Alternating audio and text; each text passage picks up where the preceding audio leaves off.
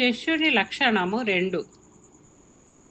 గురుడే విశ్వేశ్వరుడని గురుమంత్రమి ప్రణవమనుచు గురు వెలసిన తత్పురి వారాణసియగును.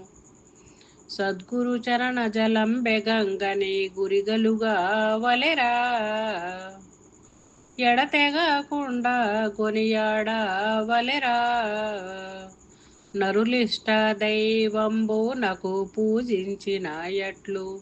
నరులిష్ట దైవంబునకు పూజించిన ఎట్లు. గురు సన్నిధికి పత్ర కుసుమంబులను గూర్చి నరమరలు లేకుండా సోడసి నర్చనలు పూజించి జనన మరణములు లేనట్టి బోధను నెరుగజేసిన నిజ గురునిపై గురిగలుగా వలెరా.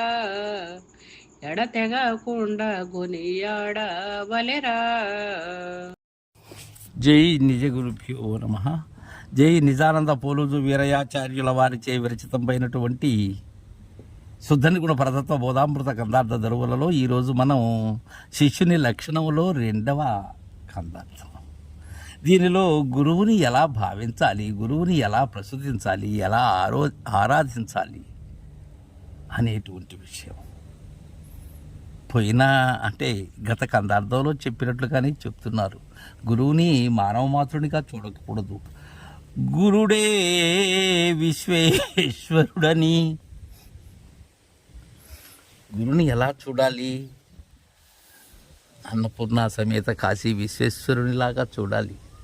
ఎందుకంటే మనకు ఆ కాశీ క్షేత్రంలో ఉన్న విశ్వేశ్వరుడు అంటే హైందవ సాంప్రదాయంలో అనేక భక్తితో ఉంటారు అందరూ కూడా. అలాంటి భక్తే ఉండాలి గురువు మీద కూడా. గురుమంత్రమే ప్రణవమనుచు గురు వెలసిన తత్పురి వారణాసియగును. గురుమంత్రాన్ని ఎలా భావించాలి? ఏంటి గురుమంత్రం? ఇక్కడ మంత్రము కాని 43 అక్షరములది. ద్వాదశి షోడశి. ఈ మంత్రమును ఎలా భావించాలి? ప్రణవమనుచు అన్నారు ఇక్కడ. ఇదంతా పూర్వాచార్యులైనటువంటి మహనీయులు మనకు ఆది మంత్రముగా, ఓ మిథ్యేకాక్షరి బ్రహ్మముగా, సర్వమునకు కారణమైనటువంటి బీజాక్షరమైనటువంటి ఆ ఓంకారాన్నే శ్రేష్టమైనదిగా, అకార ఉకార మకార అర్ధమాత్ర బిందు సంయుతమైనటువంటి ఓంకారమే మేటిగా భావిస్తూ ఉన్నారు. దానితో సాటి అయినది, దానిని మీరినది గురుమంత్రము అనేటువంటి భావన ఉండాలి. గురు వెలసిన తత్పురి వారణాసియగును. గురువు ఎక్కడ ఉంటే అది ఆశ్రమమైన వారణాసే, గురు గృహమైన వారణాసే, గురువు చెట్టు కింద ఉన్న వారణాసే, గుహలో ఉన్న వారణాసే, ఎక్కడ ఉన్నా గురువు ఉన్న స్థలము వారణాసి. అంత పవిత్రమైనది ఆ కాశీ. అక్కడ వారణాసి అనే పేరెందుకు వచ్చిన? దానికి కాశీ వరణ అనేటువంటి 2 నదులు ప్రవహిస్తూ ఉన్నాయి దాని ప్రక్కన. అందుకోసం అది వారణాసి అయినది, వారణాసి. అలాంటి భావన ఉండాలి. సద్గురు చరణ జలంబే గంగ గురిగలుగా వలెరా. సద్గురుని పాదతీర్థం ఏమై ఉన్నది? గంగా. సకల పాప నాశనమైనటువంటి పాపజ్ఞి ఏదైతే ఉన్నదో, గంగ మునిగినట్లయితే సర్వ పాపాలు హరిస్తాయి అంటున్నారు కదా. తద్విధానంగానే గురుని యొక్క పాద జలము గంగా నదితో సాటి అయినది. సర్వ పాపములను క్షయింపజేసేటువంటిది, నశింపచేసేటువంటిది.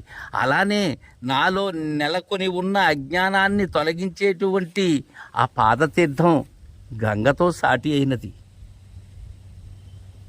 ఎడతెగకుండా కొనియాడ వలెరా. ఎడతెగకుండా కొనియాడమంటున్నారు.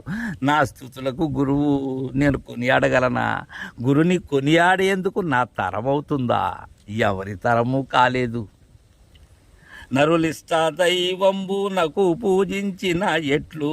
గురు సన్నిధికి పత్ర కుసుమంబులను గూర్చి. ఇష్టదైవం ఏదైతే ఉన్నదో మనకు తల్లిదండ్రులు లేకపోతే మన పూర్వీకులు మనకు అందజేసినటువంటి సాంప్రదాయాలు ప్రతి గృహంలోనూ ఉంటాయి.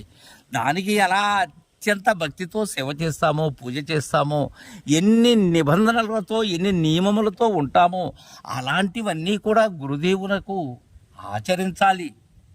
అలా పూజ చేయాలి.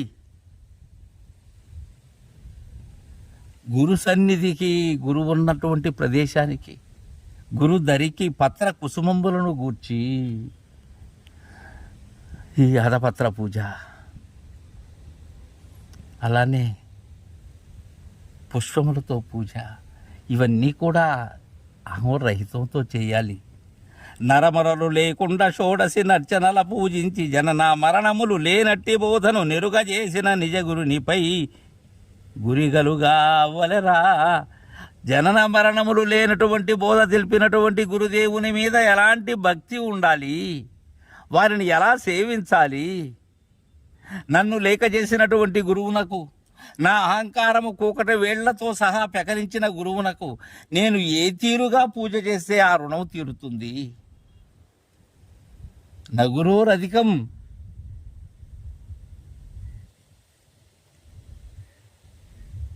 సాధ్యం కాదు. నీవు సరిగా లేనట్లయితే, నీలో గురువుపై అచంచలమైనటువంటి భక్తి ప్రపత్తులు లేనట్లయితే నీకు ఆ గురి కుదరదు. గురువు కోరడు ఇవన్నీ శిష్యుడైన నా కోసం కావాలి. అరమరలు లేకుండా షోడశ నర్చనలు అంటున్నారు. షోడశోపచార పూజ మనం చేస్తుంటాం. అయితే వాటి యొక్క అంతరార్థాన్ని ఎరిగి చెయ్యాలి. అవి చేసేటప్పుడు ఈ ఆవాహనం కానీ, ఆసనం కానీ, పాద్యము, ఆర్ఘ్యము, ఆచమనీయము, స్నానము, వస్త్రము, యజ్ఞోపవీతము, గంధము, పుష్పము, ధూపము, దీపము, నైవేద్యము, తాంబూలము, నమస్కారము, ఈ ఉద్వాసనం, ఇవన్నీ కూడా 16 రకములైనటువంటి విధానాలతో గురుదేవుని పూజించాలి.